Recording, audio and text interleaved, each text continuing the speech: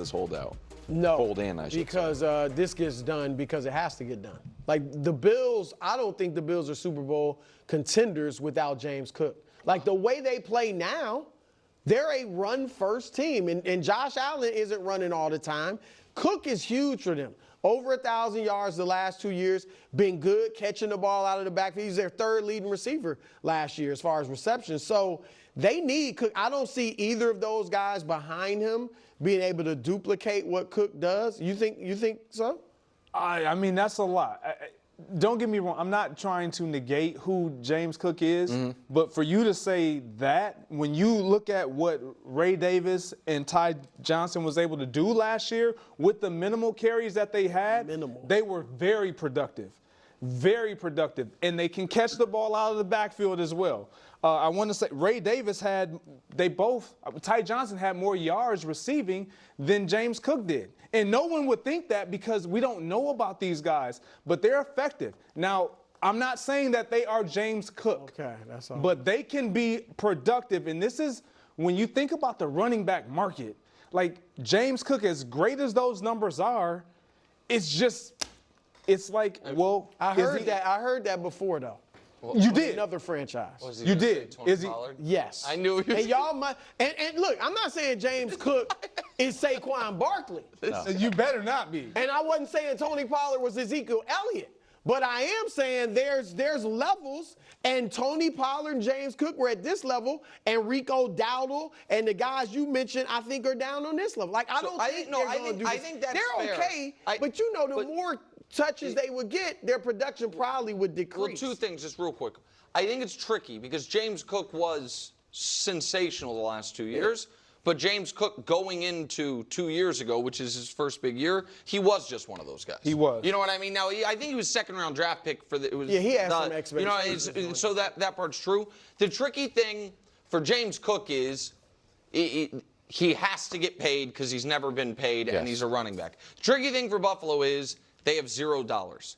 Spot Rack has it wrong, I guess, because they're not allowed to be over. But Spot Rack has them at $700,000 over the cap right now, which can't be the case, but it means they're right up against it. And if I'm Buffalo, I know how good James Cook is right now. I don't want to give him long-term money because of the position, and it's just how it works. So it's a tricky spot. He probably gets like a 1 year, $8 million. Yeah.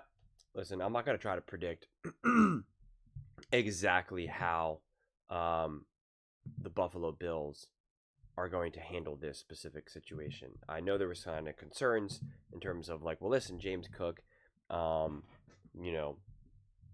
is only out there so much throughout the course of a drive relative to what you would say with like a Saquon Barkley or a Derrick Henry. And that's all fair.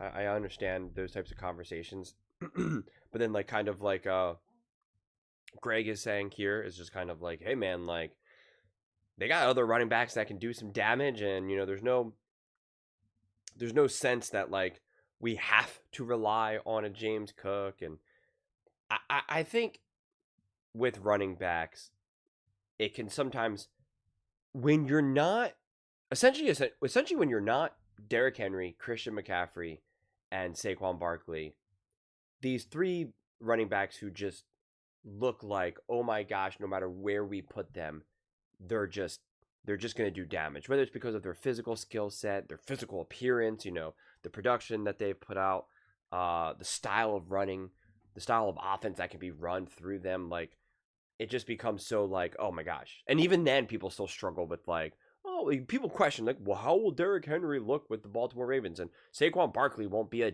game changer for the Philadelphia Eagles, right? People still struggled trying to actually successfully evaluate. Even, make no mistake about it, this is we're a little bit, dated from this now, but Christian McCaffrey. People were like, oh, the 49ers gave too much for Christian McCaffrey. Is it really going to make a difference? And obviously, I mean, we know he got banged up now, but when he's healthy, it's just like he transforms that offense. Nobody could argue against that. And so now when you kind of get into this next level of backs, like the James Cooks of the NFL, it becomes like, how do you evaluate it, right? That's why there's this perfect, this is a perfect example of what I'm talking about. Because you have one guy, Brew, who's like, they can't win the Super Bowl without James Cook. And immediately you have Greg Jennings being like, I don't know what you're talking about, man. Like, he's good. Don't get me wrong. And like, you want him on your team, but like, you're overselling him way too much here. And it's just, I don't know. It's just interesting to me. It becomes a slightly tricky position to evaluate, especially when you're factoring in like a great O-line, an unbelievable quarterback like Josh Allen, and like the O-line that the Buffalo Bills have.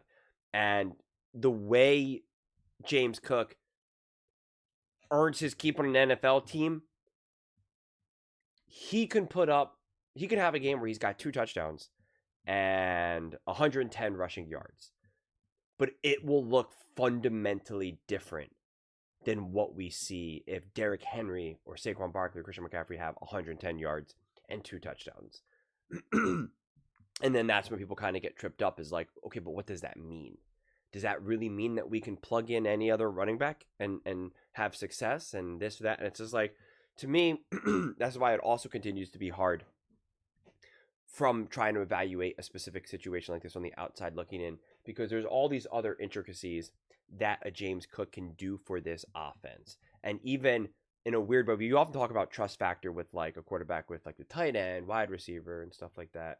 But in terms of also just what's even his relationship, his dynamic with James Cook, in terms of, does James Cook ever offer something to Josh Allen in a way that he always feels like, all right, I know Cook is either going to pick up this block, which, that's its own little conversation. Is he going to, is he going to be there for a check down for me? Like, are we on the same wavelength during scramble drills? Like, what's the story here? And it's just like, again, that's going to be outside of like picking up blocks and stuff, which we obviously know and can observe. But some of the other smaller things, it can be a little bit trickier for us to observe on the outside looking in. So it's when you're really trying to fight over some money in this type of situation, that's when you have to try to figure out, like, okay, does his value hold more than just his bottom line box score stats, where we can also just say, well, we got a couple other running backs who can fill this void for us too. That's like that's a part of it. And we saw a little bit of this with we didn't really get to see this bear out too much because he just unfortunately fell down on his own, had his own decline. Ezekiel Elliott and Dak Prescott, like, there would be reason, especially if Zeke was just able to kind of maintain his health and just his production. It was like, you're be more willing to put a little bit more money for Zeke because of what he does for Dak, and even just that relationship and dynamic both on the field and off the field. But again, that's a slightly tougher example because, like, as soon as Zeke got paid, like, he just then continued on his downward slope, and that's now what kind of Nick Wright is talking about. We're like, we don't really want to pay this guy because, running backs are on the decline, and et cetera, et cetera. So it's a weird one. I think it's frustrating if you're, it says, because the question itself says, should Bills fans be worried? And I think it shouldn't be a worry, but it should be a frustration. I think it's incredibly frustrating.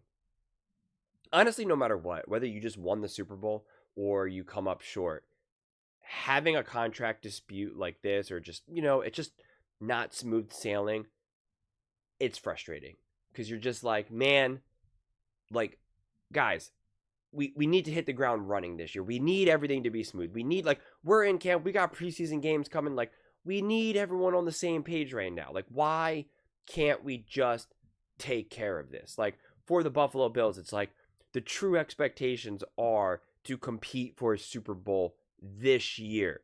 And these are just those things that you just don't want to have to worry about. And it does impact coaching. It's a little bit harder because we don't 100% know the conversations that like Sean McDermott or Brady's having with ownership and any of the other people who they're going to have conversations with. But, like, there is a sense of, like, yeah, we're trying to work this out, but, like, we're kind of struggling here. There is, like, a coaching staff is going to be like, well, am I preparing for James Cook here or not? Like, I need to, like, I do need to kind of know what I'm seeing here. Like, and you do want to get settled into your approach, your practices. Like, it's just extra stuff you never want to deal with. And I'm the type of person that doesn't try to downplay some of that extra stuff because I know that extra stuff matters. I mean, it just does. Like, any of these little things really can just slowly but surely add up. Like I've said recently in a lot of my previous videos, like these guys are not machines. They're human beings. And so any of these extra little things, even if it's like, well, it's just James Cook, right? Like it's not Justin Jefferson with the Minnesota Vikings or Micah Parsons with the Dallas Cowboys. And it's like, I get it. Like those guys will hold more weight in a locker room, like or Terry McLaurin with the Commanders, like no doubt about it. But it just starts to add up. And those things are going to add up throughout a regular season anyway. To start to have them add up during the off season, it's just like you're starting to fill your cup up earlier than normal. And it's just like, great. And it happened with the 49ers last year. It just keeps adding up. And then before you know it, it just kind of snaps. And it's just like, ugh. And then before you know it, the season is just a bust. And you obviously don't want that. So again, I'm not acting like this is like some sort of domino that then triggers all of that. It's just like, since the question is specifically geared towards fans, should Bills fans be worried? They should just be annoyed. It should just be like, why do we have to figure this? Why do we have to go through this right now? Like, it should be nothing but just, you know, as Brew always says, like good vibes, right? Like good vibes only. Like that's really what it should be right now. It's like it's August. Optimism should be at an all-time high right now. You were close to getting to the Super Bowl last year. You feel good. The Eagles really popped the bubble into this whole Kansas City Chiefs illusion. Like there should be so much energy, so much excitement. You want to have your complete team, and you don't want to have to now just have this obstacle where you have to kind of navigate it, where it's like, oh, I'm running a drill, but like James Cook is not here right now, or like I know it's going to be James eventually, or like is it going to be him? I don't know. And the coach staff's like, what do we do here? Do we start giving so and so more reps, or what's, you know, I really wanted to initiate, you know, this play call, but like it's really only for James. Like it's just extra steps that you just don't want to have to mess around with. But those are just my thoughts. I'd absolutely love to hear yours. What do you guys all think about the Buffalo Bills? Should fans be worried about James Cook on sitting out practice? Just business, according to him. Let me know in the comments below. I read every single comment, so whether you agree with me or disagree with me, either way, let's get in some discussions, let's get in some fights, but ultimately, let's just have some fun. And please do consider subscribing. We're building an amazing community here, and I absolutely love to see you part of it. I want to build something that we all generally feel connected to. It's something that we're really excited to be part of. I think we're on our way to doing it. Please don't forget to give this video a thumbs up, as it really does help with the visibility and the algorithm. Thank you so much. See you next time.